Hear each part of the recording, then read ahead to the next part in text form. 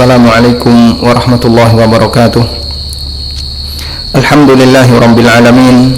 Wassalatu wassalamu ala asyrafil mursalin Nabiyyina wa maulana Muhammadin wa ala alihi wa sahbihi ajma'in.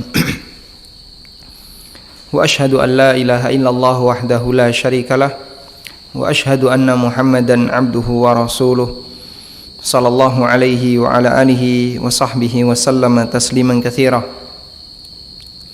Alhamdulillah, kita bersyukur kepada Allah Subhanahu wa taala kembali melanjutkan kajian di kesempatan petang kali ini dengan tema pengantar ilmu waris bagian yang kelima.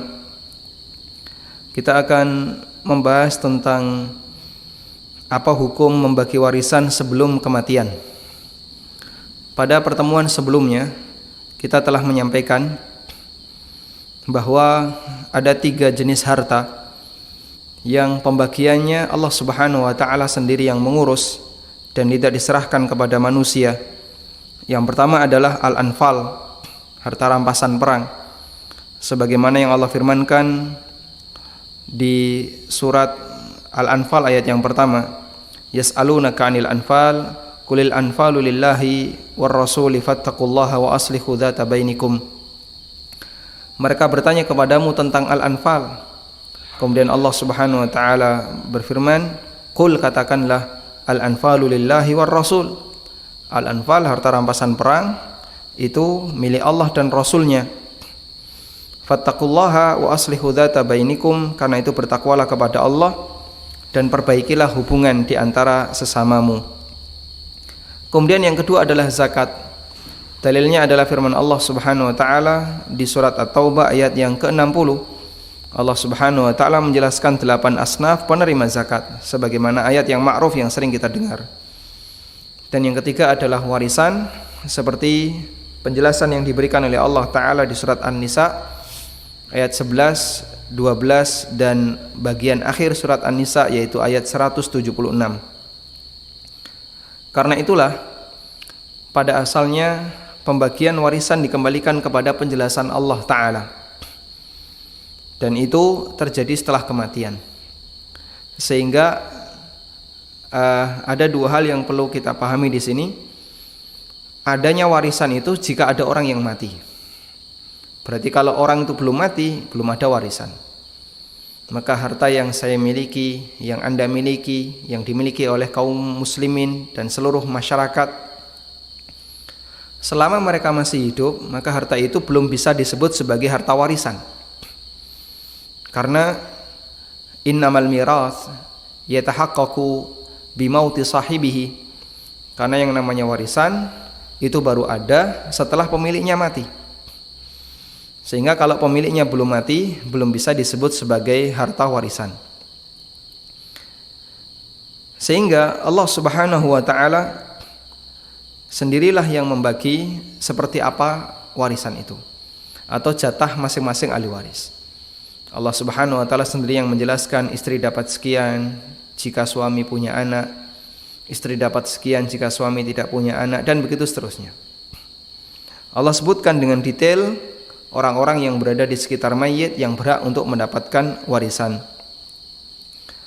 Lalu bagaimana kalau misalnya ada orang yang ingin membagi warisan dengan maksud agar menghindari potensi sengketa di antara anaknya? Misalnya dia menimbang, nampaknya anaknya kalau kemudian dibiarkan, mereka barangkali belum bisa membagi warisan dengan baik, karena orang tua melihat anaknya orang-orang yang awam dalam masalah agama, atau khawatir ada salah satu anaknya adalah tokoh yang menyimpang dan dia lebih berpihak kepada Islam liberal, sehingga nanti dikhawatirkan kalau ini dilepaskan mungkin nanti dia akan membagi warisan berdasarkan hukum yang bertentangan dengan syariat. Akhirnya orang tua melakukan pembagian warisan. Nah, pembagian warisan sebelum mati seperti ini bisa kita rinci sebagai berikut. Yang pertama, warisan dibagi dengan maksud untuk diserahkan kepada seluruh anak ketika pembagian. Jika orang tua memberikan harta kepada anaknya, langsung diserahkan kepada anaknya, ketika masih hidup, maka di sana ada dua rincian. Jika orang tua memberikan harta kepada anak dan langsung diserahkan kepada anak ketika orang tua masih hidup, maka di situ ada dua rincian. Yang pertama adalah dia dibagikan dan diserahkan oleh orang tuanya kepada anak-anaknya dalam kondisi orang tua itu masih sehat. Dalam arti belum kepikiran untuk mati. Sehingga ketika warisan itu dibagi, tidak terbayang kalau orang tua sebentar lagi akan mati. Karena dia masih sehat, bahkan mungkin masih produktif, bahkan mungkin masih bisa bekerja aktif. Maka pembagian seperti ini, jika memang langsung diserahkan, statusnya adalah hibah, sehingga berlaku seluruh ketentuan hibah. Apa saja ketentuan hibah? Pernah sedikit kita bahas tentang masalah ini. Yang pertama, hibah itu sifatnya sukarela, karena dia di luar kebutuhan. Yang kedua, hibah itu porsinya sama, baik anak laki maupun perempuan. Yang ketiga, hibah itu harus diserahkan, sehingga tidak boleh hanya sebatas ucapan secara aklamasi. Karena hibah ketika belum diserahkan, maka dia tidak mengikat. Yang keempat, hibah itu hanya boleh diberikan ketika orangnya masih dalam kondisi sehat walafiat. Karena sebagaimana keterangan Ibnu Qudamah, beliau menukir pernyataan Ibnu Mundir bahwa hibah yang diberikan oleh seorang manusia fi maradi mautihi, ketika dia dalam kondisi sakit mendekati kematian, maka ulama sepakat ini dinilai sebagai wasiat. Hibah yang diberikan oleh seseorang fi maradi mautihi, ketika mendekati kematiannya, sakit yang mendekati kematian, maka ini ulama sepakat digolongkan sebagai wasiat. Karena itu hibah ketentuannya yang keempat harus diberikan ketika orang tua masih dalam kondisi sehat walafiat. Ibnu Hajar Al-Haytami, salah seorang ulama mazhab Syafi'iyah, beliau mengatakan, "Idza qassama al-abu ma biyadihi baina auladihi, fa in kana bi tariqin annahu malaka kullu wahidin minhum annahu mallaka kulla wahidin minhum syai'an ala jihatil hibah syar'iyyah al-mustawfiyah li syara'itiha." Apabila seorang bapak membagi harta kepada anak-anaknya, lalu beliau katakan, jika pembagian itu dilakukan dengan jalur setiap masing-masing anak dikasih harta itu ala jihatil hibah, dengan cara hibah yang memenuhi seluruh syarat yang syar'i dalam masalah hibah. Disebutkan ada ijab qabul, ada serah terima, diizinkan untuk menerimanya. Kemudian anak yang menerima, maka itu sudah menjadi haknya, dan itu dilakukan ketika al-wahib, sang pemberi hibah, masih sehat. Wa malaka kullu minhum ma biyadihi la yusyarikuhu fi ahad. Dan begitu sudah dikasih, maka ini menjadi harta independen dan gak ada sangkut pautnya dengan saudaranya yang lain. Wa man mata minhum a'ta ma kana biyadihi min ardin wa mughallin liwarathatihi. Dan jika ada anak yang sudah meninggal, maka dia juga dikasih yang sama sebagaimana anak yang hidup, lalu dikasihkan kepada ahli warisnya. Maka semua ini hukumnya diperbolehkan sebagai hibah. Dengan catatan tadi ya, ini diberikan ketika orang tua masih dalam kondisi sehat walafiat, sehingga berlaku seluruh hukum hibah sebagaimana yang tadi kita sampaikan. Kemudian yang kedua, dibagikan dan diserahkan ketika orang tua sedang dalam kondisi sakit menjelang kematiannya. Ketika orang tua dalam kondisi sakit menjelang kematiannya, maka ini hukumnya berstatus sebagai wasiat. Dan kita tahu wasiat bagi ahli waris hukumnya tidak sah. Wasiat bagi ahli waris hukumnya tidak sah karena Nabi SAW yang membatalkan hal itu. Beliau SAW bersabda, "Innallaha qad a'ta kulli dzi haqqin haqqah fala wasiyata liwarith. Allah telah memberikan kepada masing-masing yang berhak sesuai dengan jatahnya, sehingga tidak ada wasiat bagi ahli waris. Karena itu ketika mendekati kematian, lalu orang tua kumpulkan anaknya, kemudian dia tunjukkan, ini 4 anak, saya punya 4 petak sawah. Kamu sawah yang ini, ditunjukkan gambarnya ya. Kamu yang ini, kamu yang ini, kamu yang tengah ini, kamu yang itu. Sudah selesai. Bapak sudah nggak punya apa-apa lagi selain rumah ini dan lahan yang ada di sini. Nanti ini jadi milik ibu. Ya. Dan itu dalam kondisi ketika sedang sakit parah, mendekati kematiannya. Maka dalam hal ini apa yang disampaikan oleh si calon mayit statusnya batal. Kenapa? Al-ataya fi maradil maut bimanzilatil wasiyah. Pemberian ketika mendekati kematian itu statusnya sebagaimana wasiat. Ini keterangan yang disampaikan oleh Ibnu Qudamah dalam Al-Mughni. Baik, ini yang pertama. Yang pertama, pembagian yang dilakukan oleh orang tua dan ingin langsung diserahkan kepada anaknya. Jika dia masih sehat boleh, statusnya sebagai hibah dan mengikuti hukum hibah, yaitu harus sama rata. Yang kedua, jika sakit mendekati kematian tidak boleh, ya, karena ini statusnya sebagai wasiat. Kemudian yang kedua, warisan dibagi dengan maksud untuk diserahkan setelah orang tua meninggal. Ya, misalnya seluruh anak dikumpulkan. Kamu nanti dapat sekian sawah itu, kamu nanti dapat sekian sawah yang sana, kamu tanah yang itu. Nanti sertifikat dan seterusnya silahkan kamu bawa setelah bapak mati. Maka pembagian ini tidak sah, karena makna wasiat adalah ikrar yang disampaikan sebelum kematian dan ditunaikan setelah kematian. Jadi nanti kamu dapat A, kamu dapat B, kamu dapat C, dia nyatakan sebelum mati. Tapi kapan orang ini memiliki? Setelah mati.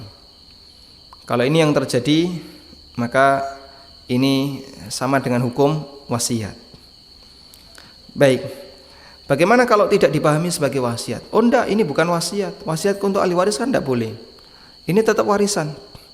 Ya, kalaupun dipahami warisan juga enggak boleh. Kenapa? Bapak belum mati. Kalau bapak belum mati, bagaimana mungkin meninggalkan warisan wong dia belum mati? Karena itulah yang namanya warisan harus adanya setelah kematian, sehingga yang seperti ini tidak boleh. Ibnu Hajar Al-Haytami menyambung penjelasan yang tadi beliau sampaikan di awal, sambungannya beliau mengatakan, wa in kana dzalika bi tariqin annahu qassama bainahum min ghairi tamlikin syar'i fatilkal qismatu batilah. Fa idza kana jami'u ma yamlikuhu irthan li auladihi lidzakari mithlu hadzil unsayain. Jika pembagiannya itu dengan maksud nanti ini baru diserahkan kepada masing-masing setelah kematiannya, atau dibagi oleh orang tua tapi tidak diserahkan kepada anak, tidak ada tamlik syar'i, tidak ada pembagian atau tidak ada perpindahan hak milik yang memenuhi standar syariat, maka pembagian ini batal. Jadi bedanya dengan yang pertama tadi, kalau yang pertama kali tadi dikasih langsung diserahkan. Ini sertifikat tanah sananya, kamu ambil.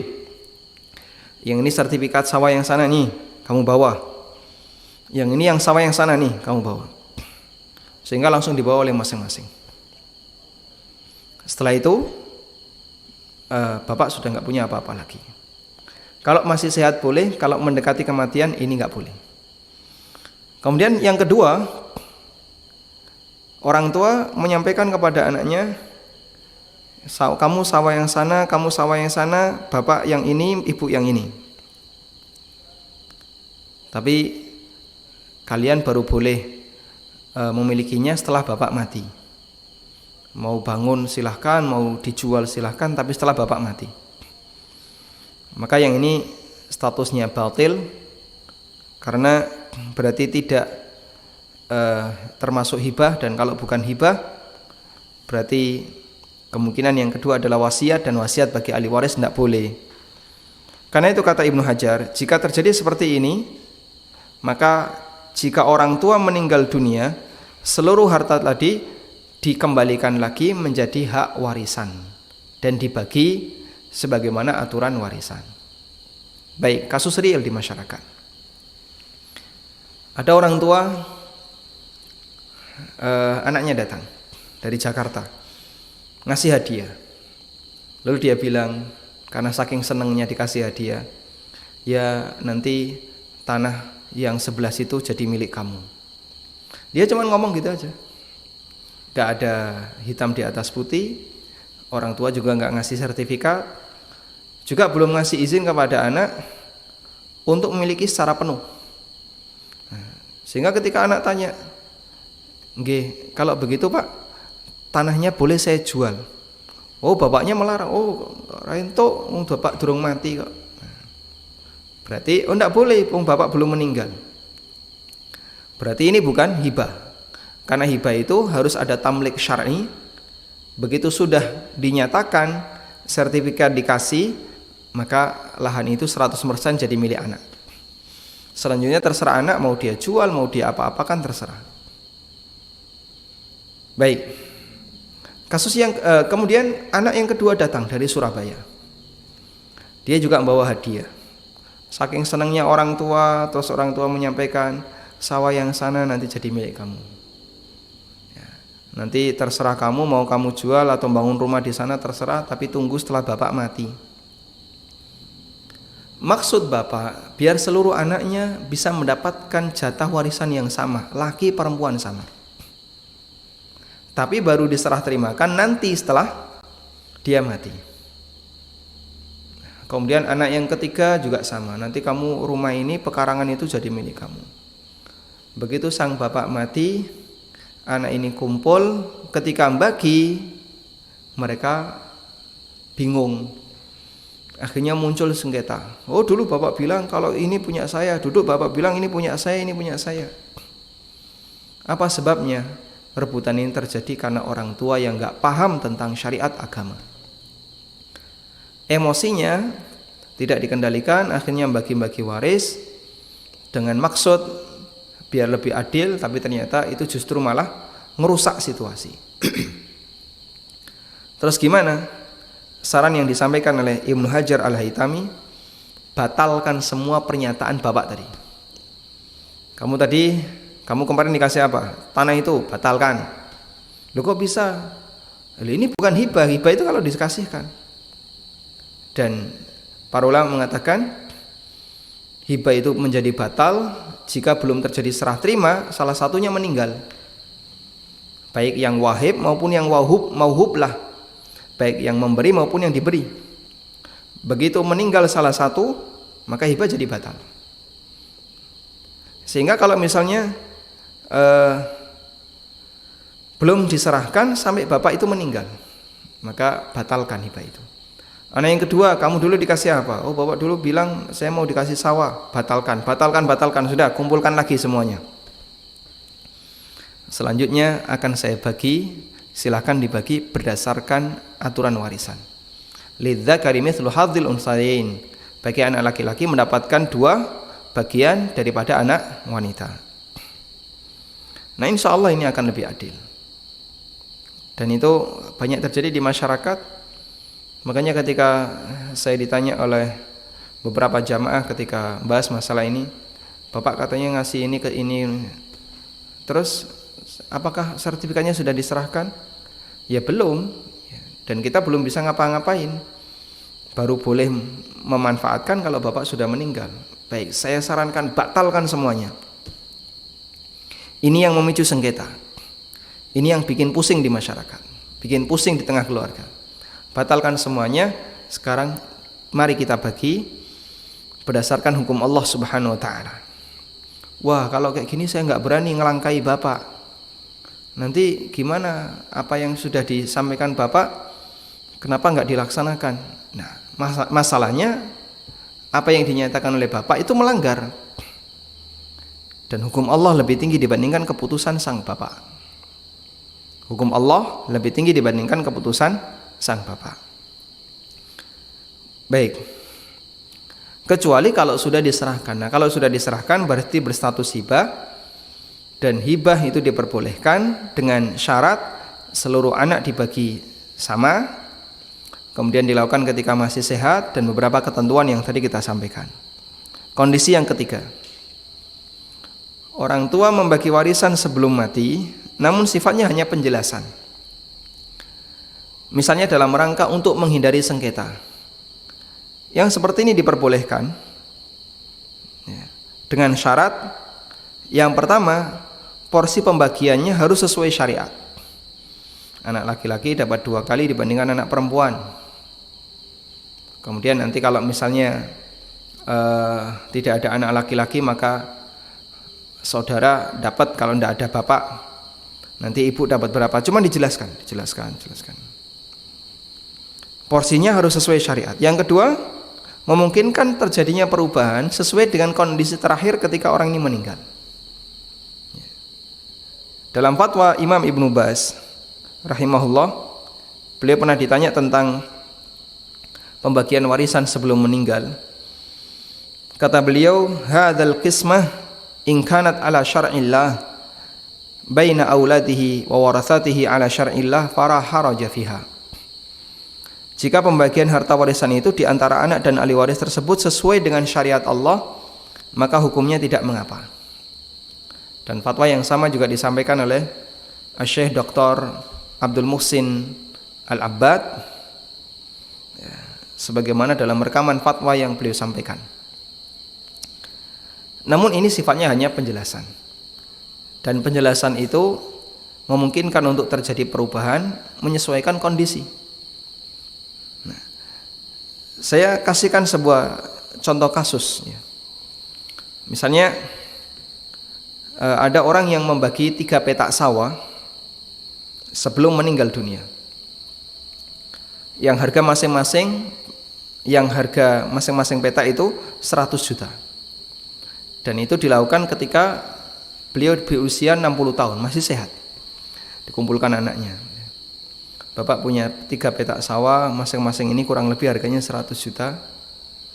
Terus diperlakukan pembagian. Kamu nanti dapat sekian, kamu nanti dapat sekian, berdasarkan perhitungan. Sudah? Kemudian setelah itu sang bapak masih hidup dalam kurun waktu yang lama.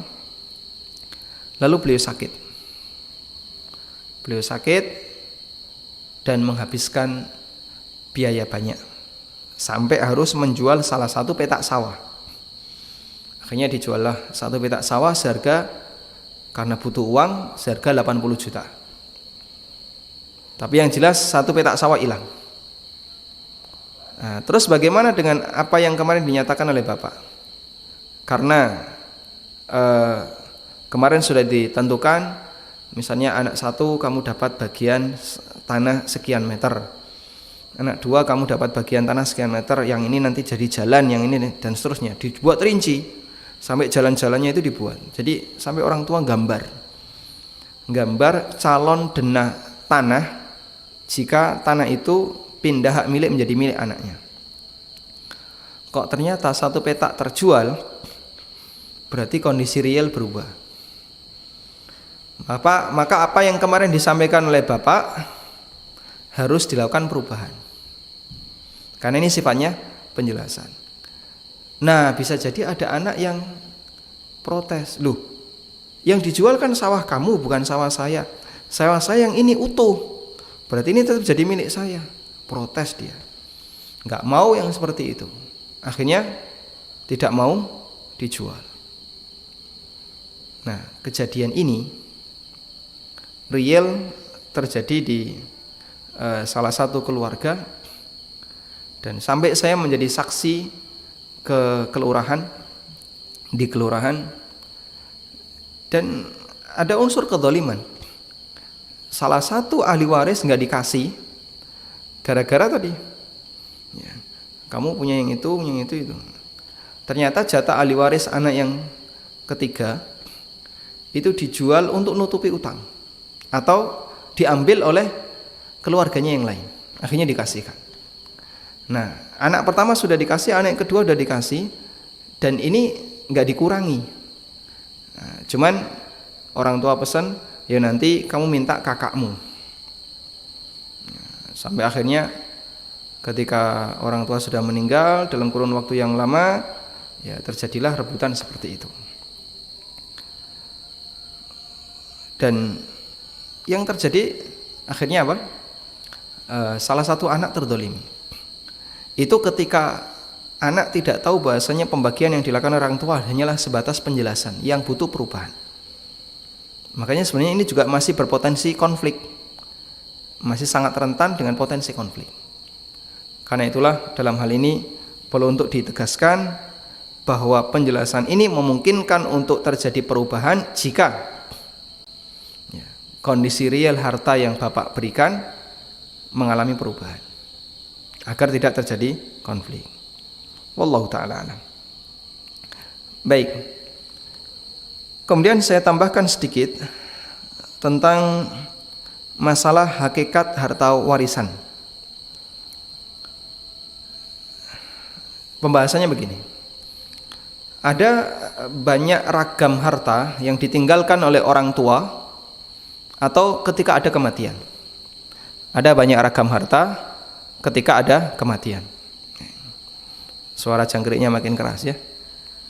Jadi mohon maaf, ini di sebelah kanan studio kuburan dan di situ ada banyak jangkrik. Jadi ada banyak ragam harta karena kematian.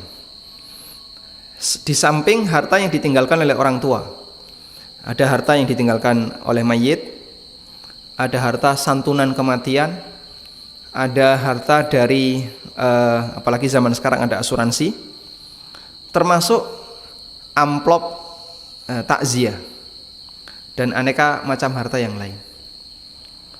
Terus jenis-jenis harta seperti ini, mana yang termasuk warisan, mana yang bukan termasuk warisan. Sebelumnya kita akan sebutkan terlebih dahulu apa batasan harta warisan. Dalam Ensiklopedia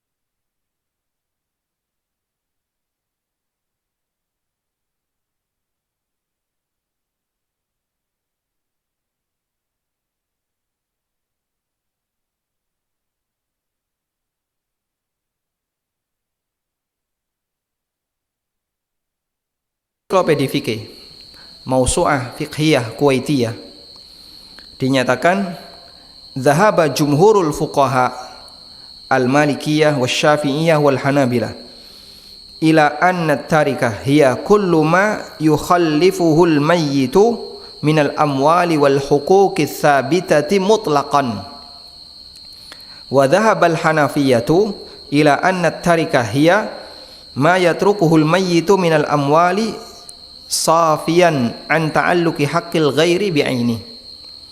Menurut jumhur ulama Malikiyah, Syafi'iyah dan Hambali, mereka berpendapat bahwa warisan adalah semua yang ditinggalkan oleh mayit, baik berupa harta maupun hak yang bernilai. Sehingga kalau menurut jumhur, hak bernilai itu bisa menjadi warisan. Hak bernilai itu apa kalau di zaman sekarang?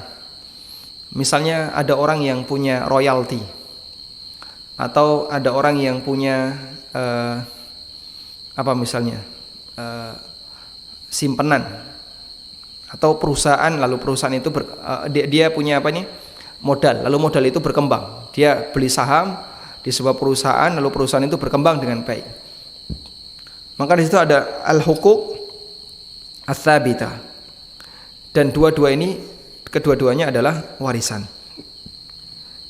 Sebaliknya, pendapat Hanafiyah bahwasanya yang namanya harta warisan adalah harta yang ditinggalkan oleh mayit yang sudah tidak ada hubungan dengan milik orang lain. Maka kalau definisi warisan menurut Hanafiyah itu lebih sempit dibandingkan definisi warisan menurut jumhur ulama.